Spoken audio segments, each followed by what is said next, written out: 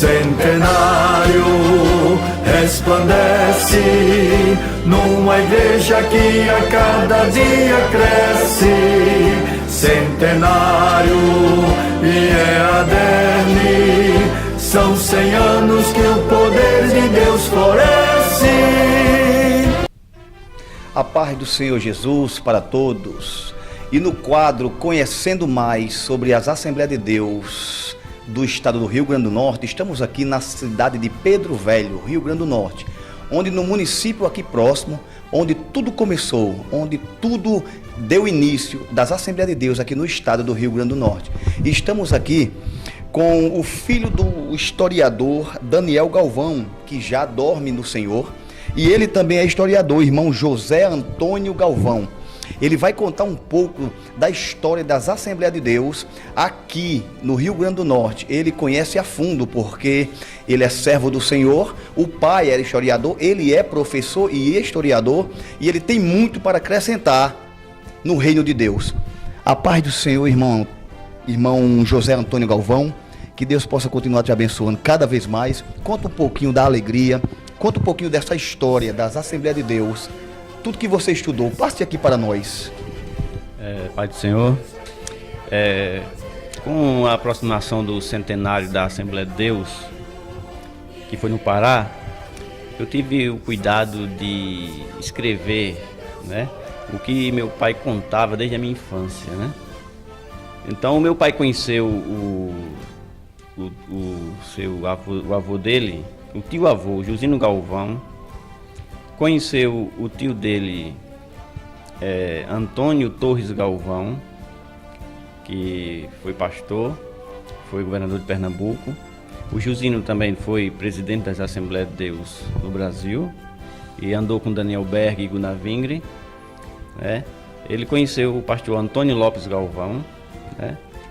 Então a família já tem umas gerações da Assembleia de Deus. O meu bisavô, que é um dos anônimos dessa história, né, José Galvão de Lima, ele nasceu por volta de 1860, né? E ele era católico e devoto de São José. E numa das suas idas em Natal, numa igreja presbiteriana, que ainda hoje essa igreja ainda está lá em Natal, ele viu os hinos lá e ele entrou no templo, né? E ele acabou aceitando o presbiterianismo. Ele era muito curioso, ele já discutia com o padre Antônio Lopes Galvão em Cuitezeiras, que era uma província, pertencia a Guaritama na época, por volta de 1894, que ele pagava umas missas para a mãe dele ir para um lugar melhor, né? E ele questionava essas coisas. E ele acabou conhecendo o presbiterianismo e foi protestando. Nesse tempo, o irmão dele também era presbiteriano, Jusino Galvão, foi para o Pará. Nessa época, o êxodo nordestino não era a região sudeste, né? Rio de Janeiro, São Paulo, era o Pará. Com a Revolução Industrial, a borracha, o látex, ficou uma matéria-prima essencial, principalmente para a construção daqueles carros famosos do Ford, né? O Henry Ford, aquele industrial americano, né? E lá no Pará, no Seringás do Pará, ele conheceu os pastores suecos, americanos, mas que eram suecos, né? Do Daniel Berg e Gunnar Vingre, né? Que vocês já sabem da história, né?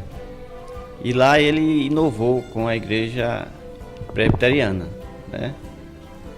A igreja Assembleia de Deus. E ele sempre estava vindo para cá, né? Nas suas pregações. E em uma de suas vindas ele veio para cá em 1916, por volta de 16, 17, e pregou aqui pro pessoal aqui, pro seu irmão José Galvão, né? Que acabou inovando com a Assembleia de Deus aqui no Rio Grande do Norte, né? E Jusino Galvão, ele também foi pioneiro em em Goianinha, que é a cidade de Goianinha. E São José, que ele acabou fundando a obra lá em São José, e deixou com seu sobrinho, um dos pioneiros da igreja em São José.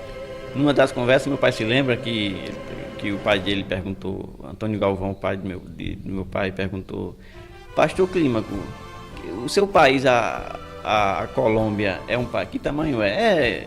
Irmão, é tamanho assim de Minas Gerais, né? Aquelas curiosidades, né? E geralmente vinha muitos irmãos, Frida Wringre e outros irmãos que vinham pra cá, né? Uma vez foi Frida Wringre, ela perguntou a Cefísia: Irmã Cefísia, você tem notícia de Torres Galvão?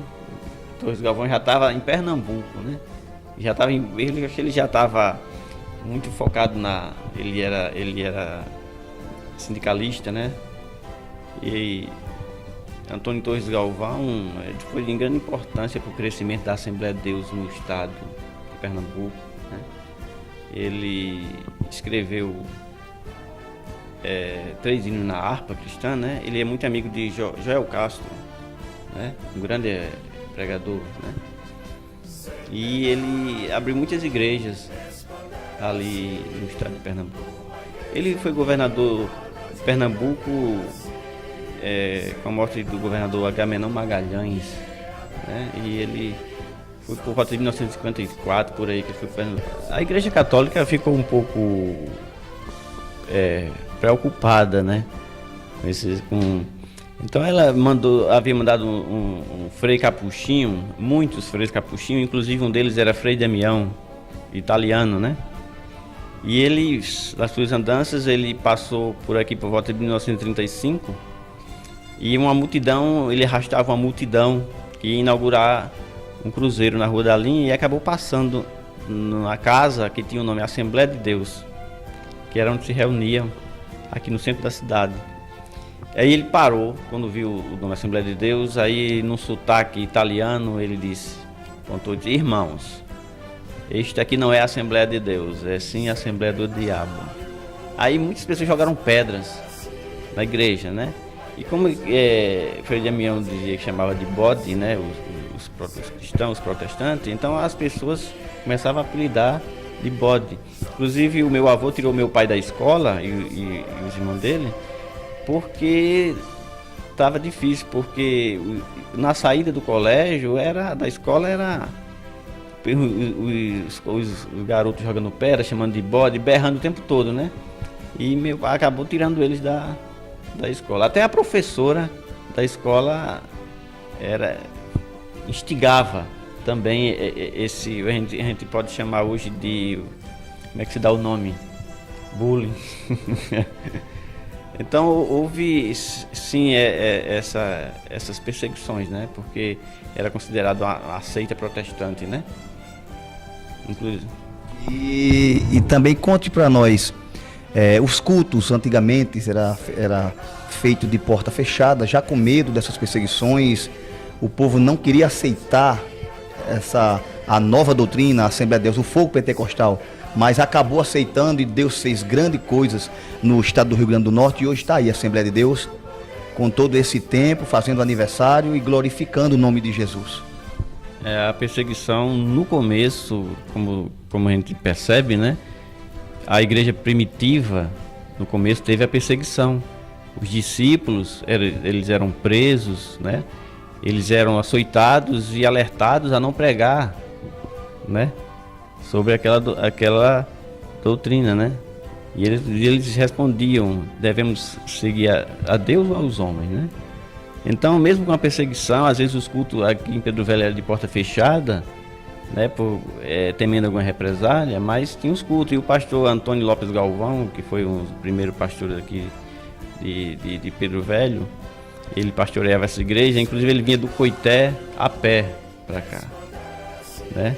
E às vezes ele tinha mesmo que pegar uma enxada e botar o próprio roçado dele e tal. Ele não vivia exclusivamente do trabalho. E ele tinha um cuidado, às vezes as portas de culto eram fechadas, porque havia pedrada mesmo, né? Porque Frei Damião, ele era bem, instigava mesmo, né? Mas aí aos poucos foi crescendo, e o tempo foi passando, né? E aí tá aí a Assembleia de Deus hoje, né? E o estado do Rio Grande do Norte foi um dos pioneiros. A cidade de Pedro Velho é pioneira da Assembleia de Deus no estado, não só no estado, mas eu acho que pioneira depois do Pará, né? Tem, no Pará tem muitas cidades que foi pioneira, tem Óbidos no Pará e tem outras, né? Inclusive Antônio Torres, o pastor Antônio Lopes esteve muitas vezes no Pará também, né? Jusino também muitas vezes no Pará, ele andava com o Daniel Berg, com o Navingre, né? Com eles. Inclusive Jusino Galvão, como está citado no hino, né? O hino cita, o hino do centenário do Rio Grande do Norte cita Jusino Galvão. Ele foi presidente da Assembleia de Deus também, está lá nos arquivos dos presidentes da Assembleia de Deus do Rio Grande do Norte, ele está lá, junto com Raimundo João de Santana, né? E tantos outros, né?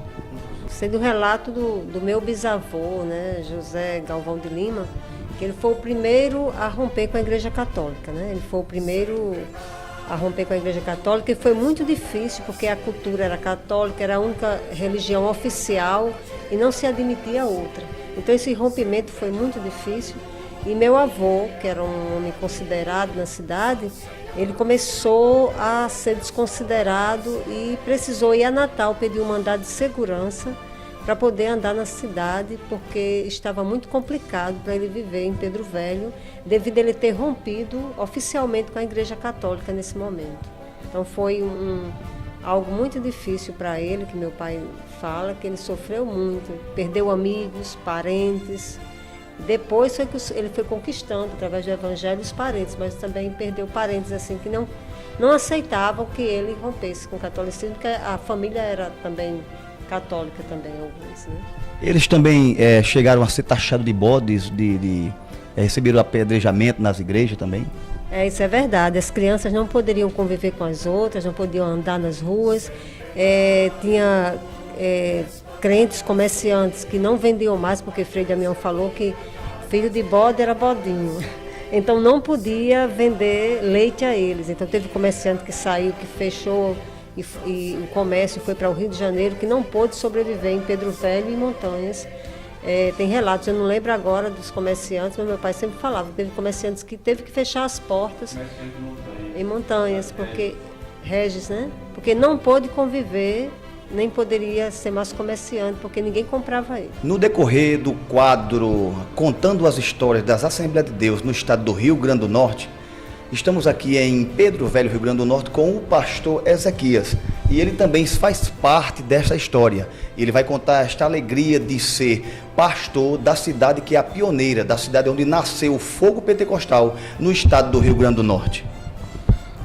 É um prazer poder ter vocês aqui, uma entrevista maravilhosa quanto esta, e dizer para vocês do prazer a qual nós temos de poder ser um dos participantes, ser hoje o pastor desta igreja.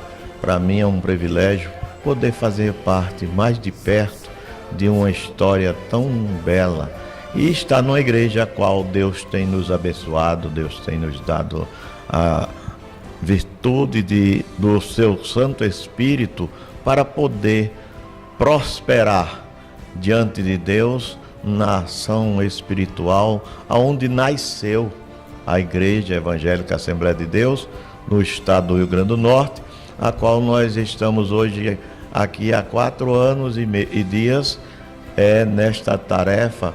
Conhecemos ainda muito pouco, mas eu louvo a Deus por ser um dos pastores que passou nesta igreja, nesta cidade, um povo hospitaleiro, um povo abençoado, um povo que tem nos dado um apoio, e a igreja tem crescido para a glória do nome do Senhor. Nós temos aqui já feito três batismos, nós temos aqui feito o trabalho de discipulado, e a igreja tem crescido pelo poder e pela misericórdia de nosso Senhor e Salvador Jesus Cristo. E eu me sinto muito feliz poder ser participante de uma história tão bonita e tão abençoada, que é ser pentecostal e ser pastor da igreja onde nasceu o Ministério Pentecostal.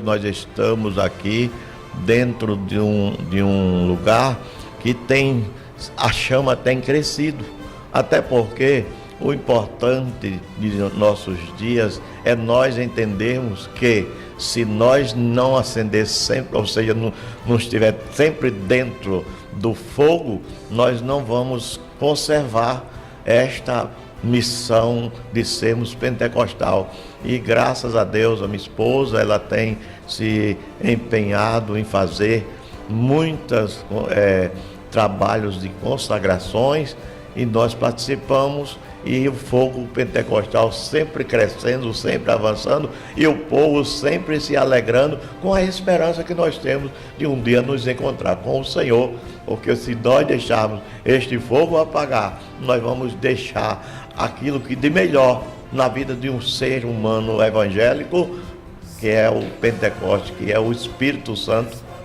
que habita dentro de nós e faz em nós, vivificando a cada momento.